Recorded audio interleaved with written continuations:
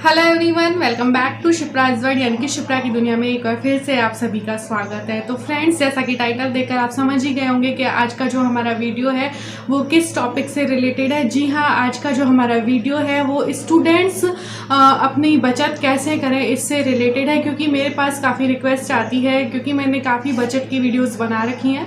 तो मेरे पास काफ़ी रिक्वेस्ट आती हैं कि स्टूडेंट्स के लिए भी वीडियो बनाइए जिसमें ये बताया जाए कि स्टूडेंट्स लोग कैसे बचत कर सकते हैं।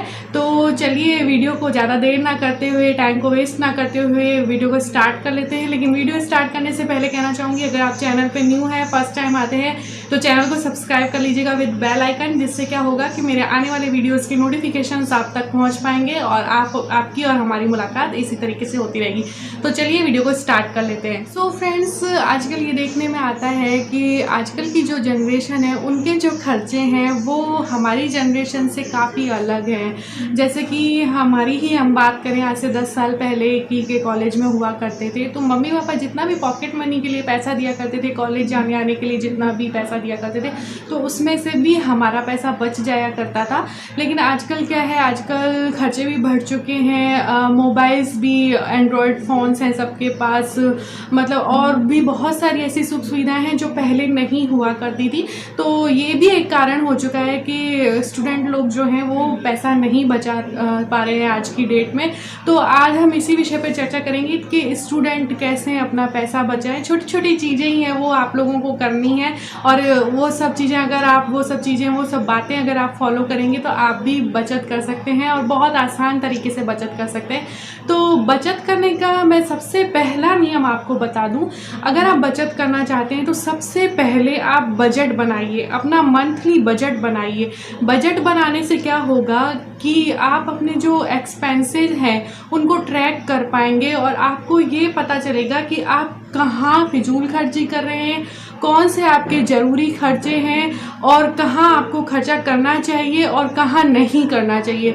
तो बजट बनाने से एक यही फ़ायदा होता है कि हम अपने खर्चों को ट्रैक कर सकते हैं और हमें ये जानकारी मिल जाती है कि हमारे ज़रूरी खर्चे कौन से हैं और फिजूल खर्ची कहाँ पे हो रही है। तो सबसे पहला नियम है बचत का कि आप बजट बनाएं। चाहे तो बजट आप मंथली बना सकते हैं, वीकली बना सकते हैं और डेली भी बना सकते हैं। तो 3 कैटेगरी में बजट बनाया जाता है। तो सबसे बेस्ट ऑप्शन तो मंथली बजट बनाना ही होता है। तो आप एक डायरी लें, पेन लें और आज से ही बजट बनाना स्टार्ट कर दें। तो बचत करने का सबसे पहला नियम है कि आप बजट बनाएं। और दूसरी बात जो मैं आप लोगों से कहना चाहूँगी कि जितना भी पैसा आपको आपके पेरेंट्स लोग भेज रहे हैं स्टडी के लिए या आप खुद भी अर्न कर रहे हैं, तो उस पैसे में से सबसे पहले आप 1000 रुपीज़ या 2000 जितना भी पैसा आपको मिलता है, चाहे आपको 10,000 मिलता है, चाहे आपको 15,000 मिलता है, तो उसमें से एक छोटा अमाउंट आप अलग निकाल कर रख दें। जैसे चाहे तो आपने 1000 रुपये निकाल कर रख दिया, चाहे आपने 2000 रुपये निकाल कर रख दिए, और उन पैसों को आपको बिल्कुल भी टच नहीं करना है, उन्हें अलग रखना है और बाकी के जो बचे हुए पैसे हैं उसी से आपका जो मंथ है वो चलाना है। इससे क्या होगा कि आप जो अमाउंट, छोटा अमाउंट निकाल के रखते हैं ना, तो वो ऑटोमेटिकली आपकी बचत हो जाएगी, वो एक अलग फंड में चला जाएगा। तो सबसे पहले आप ध्यान रखें, बजट बनाएं। दूसरा, जितना भी आपका पैसा आपको मिल रहा है पॉकेट मनी के लिए, उसमें से 1000 रुपये या 2000 रुपये आप अलग से निकाल के रख दें और बाकी बचे पैसों से आप अपने महीने का खर्च चलाएं। तीसरी और मोस्ट इम्पॉर्टेंट बात कि आप अपने खर्चों में कटौती करें, अपने इमोशंस पर कंट्रोल रखें। जैसे कि स्टूडेंट्स को मैंने देखा है कि हर वीकेंड्स पे वो लोग बाहर जाते हैं, डिनर के लिए जाएंगे या पार्टी करेंगे सब लोग साथ मिलकर, किसी एक जगह को फिक्स कर लेते हैं, फिर वहाँ पे खाने पीने की चीज़ें या तो लेके जाते हैं या बाहर जाके डिनर करते हैं। तो इस तरीके से एंजॉय करते हैं, क्योंकि घर से तो दूर होते हैं तो अपने फ्रेंड्स के साथ ही एंजॉय करना चाहते हैं। तो मेरा ये मानना है कि आप लोग वीकली ये सब पार्टी वगैरह ना करके आप मंथ में एक डे फिक्स कर लें, उसमें आप बाहर डिनर भी करिए या आप पार्टी भी कर सकते हैं अपने फ्रेंड्स के साथ। इससे क्या होगा, जो आपका वीकली पैसा खर्च हो रहा है वो खर्च नहीं होगा और वो आपकी बचत में चला जाएगा। तो क्योंकि इससे क्या होता है कि बहुत सारा जो पैसा होता है हम वेस्ट कर देते हैं वीकली फ्रेंड्स के साथ पार्टी करना, बाहर घूमने जाना, आउटिंग पे जाना, इन सब में बहुत ज़्यादा पैसा खर्च हो जाता है। तो आप बस मंथ में एक डे फिक्स कर लें कि इस दिन हमें पार्टी करनी है, इसी दिन हमें बाहर डिनर के लिए जाना है। इससे भी आपका पैसा बचेगा और आप बचत कर पाएंगे। आजकल देखने में आ रहा है कि सब लोग डिजिटल पेमेंट जो है उसका काफ़ी यूज़ करते हैं, तो इस चीज़ से बचना चाहिए। मैंने अक्सर देखा है कि यहाँ तक गोलगप्पे भी स्टूडेंट्स खाने आते हैं ना, तो पेटीएम से पे करते हैं बच्चे लोग। मैं देखती हूँ अक्सर, हम लोग भी जाते हैं। तो इससे क्या होता है कि उन्हें पैसे की वैल्यू नहीं समझ में आती है। आप कैश दें, कैश का ज़्यादा से ज़्यादा इस्तेमाल करें। इससे क्या, जब हमारे हाथ से पैसा हम किसी को देते हैं ना, तो हमें थोड़ा सा बुरा भी लगता है और हमें पैसे की वैल्यू भी समझ में आती है। पेटीएम वगैरह से यूज़ करने में हमें उसका वैल्यू समझ में नहीं आती है पैसे की। इस वजह से क्या होता है कि हम सोचते हैं चलो कार्ड से पे कर देते हैं, चलो पेटीएम से पे कर देते हैं, अकाउंट से ऑटोमेटिक कट जाएगा। तो इस वजह से क्या होता है कि पैसे की हमें वैल्यू समझ में नहीं आती। जब हमारे हाथ से पैसा हम किसी और को देते हैं ना, तब हमें उसकी वैल्यू समझ में आती है। तो जहाँ तक संभव हो आप कार्ड से पे करना, पेटीएम से पे करने से बचें और ज़्यादा से ज़्यादा कैश का आप यूज़ करें। इससे क्या होगा कि आपको पैसे की वैल्यू भी समझ में आएगी और आपकी बचत होना ऑटोमेटिक स्टार्ट हो जाएगी। एक और बहुत अच्छा पैसे बचाने का तरीका आप लोगों को बताती हूँ, स्टूडेंट्स लोग को, कि आजकल जो है बुक्स वगैरह काफ़ी महंगी आती हैं। आप सबको ही पता होगा कि बुक्स बहुत ज़्यादा महंगी होती हैं।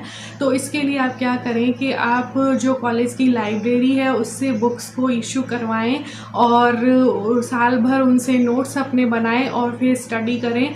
जो बुक्स ज़्यादा ज़रूरी हैं वो तो आपको लेनी ही पड़ेगी, जाहिर सी बात है कि वो तो आपको लेनी ही पड़ेगी। लेकिन जहाँ आपको लगे कि ये बुक लेनी हमारी ज़रूरी नहीं है, तो उसे आप लाइब्रेरी से इशू करवा सकते हैं और साल भर बैठ के आप नोट्स बनाइए और एग्ज़ाम टाइम में उन्हें पढ़िए। इससे क्या होगा कि आपके पैसे भी बचेंगे और आप नोट्स बनाएंगे तो एक फ़ायदा और होगा कि आपकी पढ़ाई भी होती जाएगी साथ के साथ। तो एक तरीका आप इस तरीके से भी अपना सकते हैं कि आप जो अपनी बुक्स हैं वो लाइब्रेरी से इशू करवाएं और उसमें भी आप पैसा बचा सकते हैं। एक और आपको तरीका बताती हूँ, आप पार्ट टाइम जॉब भी कर सकते हैं। अगर आप किसी सब्जेक्ट में अच्छी कमांड रखते हैं तो आप, आजकल बहुत सारे इंस्टीट्यूट्स हैं जो कि स्टूडेंट्स को भी जॉब देते हैं, तो आप वहाँ पर भी पार्ट टाइम जॉब कर सकते हैं अगर आप किसी अच्छे सब्जेक्ट में कमांड रखते हैं। या आप इवनिंग टाइम में कॉलेज से फ्री हो जाते हैं तो उसके बाद आप ट्यूशन भी ले सकते हैं। तो इस तरीके से आप पार्ट टाइम जॉब करेंगे तो आपके पास एक्स्ट्रा पैसा आएगा, तो ऑटोमेटिकली आपकी बचत होनी स्टार्ट हो जाएगी। तो आप पार्ट टाइम जॉब करके भी पैसा कमा भी सकते हैं और बचत भी कर सकते हैं। और इम्पॉर्टेंट बात स्टूडेंट्स के लिए कि शो ऑफ से बचें।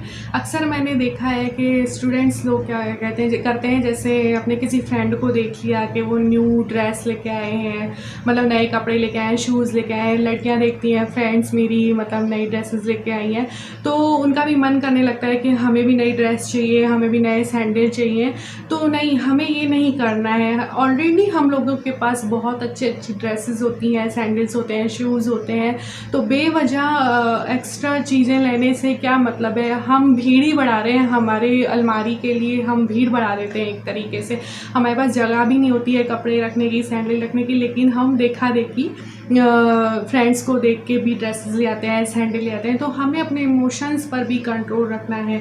तो सबसे ज़्यादा मैंने देखा है कि जो बच्चे बाहर पढ़ते हैं वो लोग यही करते हैं अक्सर।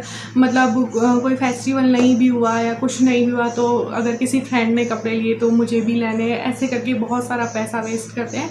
तो नहीं, हमें ऐसा नहीं करना है। ज़रूरी हो तभी आप नए कपड़े, नई ख़रीदारी करें। और एक और आपको बात बताऊं कि ऑनलाइन शॉपिंग में भी बच्चे लोग बहुत ज़्यादा पैसा वेस्ट कर देते हैं, तो इससे भी बचें। जहां आपको ज़रूरत लगे वहां आप शॉपिंग करें, लेकिन अगर ज़रूरी नहीं लग रहा है, आपको लग रहा है कि नहीं मुझे इसकी ज़रूरत नहीं है, तो उसे वहीं पे रोक दें, अवॉइड करें। तो इस तरीके से भी आप अपना पैसा बचा सकते हैं।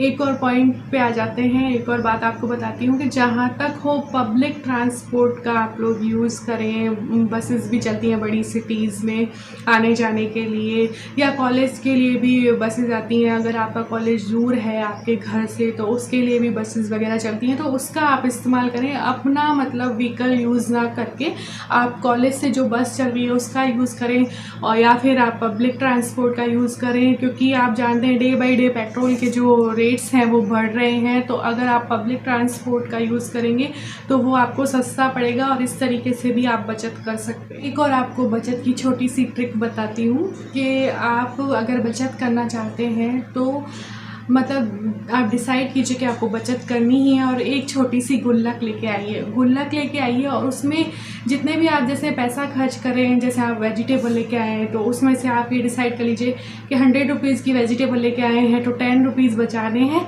90 की ही वेजिटेबल लेके आनी है और वो 10 रुपीज़ जो है वो गुल्लक में डालने हैं। तो डेली 10 रुपये, चाहे आप 10 रुपये ही बचाएं, लेकिन बचा के आपको आने हैं और वो 10 रुपये जो है वो गुल्लक में डालने हैं। तो आप देखेंगे ऐसे 10 रुपये करके आप काफ़ी बचत कर पाएंगे और आपकी बचत की आदत भी पड़ जाएगी। तो ये ट्रिक ज़रूर अपनाइएगा और मुझे कमेंट करके ज़रूर बताइएगा कि आपने कितनी बचत की। लास्ट और सबसे इम्पॉर्टेंट बात कि आप एक लक्ष्य निर्धारित करें कि साल के एंड तक मुझे मम्मी पापा ने जितना पैसा दिया है उसमें से मुझे इतना पैसा बचाना है, या फिर आप कोई चीज़ सोच के रखें कि मैं बचत करके ये चीज़ अपनी बचत से ख़रीदूँगा या अपनी बचत से ख़रीदूँगी। तो अगर आप इस तरीके से लक्ष्य निर्धारित करते हैं ना तो आपके लिए बचत करना बहुत आसान हो जाएगा। तो आप एक लक्ष्य निर्धारित करें कि या तो मुझे कोई चीज़ लेनी है अपने पैसे से, या मम्मी पापा को कुछ गिफ्ट करना है दिवाली पे या किसी भी फेस्टिवल पे, तो आप इस तरीके से कोई लक्ष्य निर्धारित करेंगे तो आप आसानी से बचत कर पाएंगे। तो ये कुछ छोटे छोटे टिप्स थे जो मैंने आपको दिए हैं, मे बी स्टूडेंट्स लोग के लिए हेल्पफुल रहेंगे। तो अगर आपको ये वीडियो हेल्पफुल लगी हो थोड़ी सी भी तो वीडियो को लाइक कर दीजिएगा और चैनल पे न्यू है तो चैनल को सब्सक्राइब कर दीजिएगा विद बेल आइकन, और कमेंट करके मुझे ज़रूर बताइएगा कि आपको ये वीडियो कैसी लगी। तो चलिए मिलते हैं नेक्स्ट वीडियो में, तब तक के लिए बाय बाय, टेक केयर।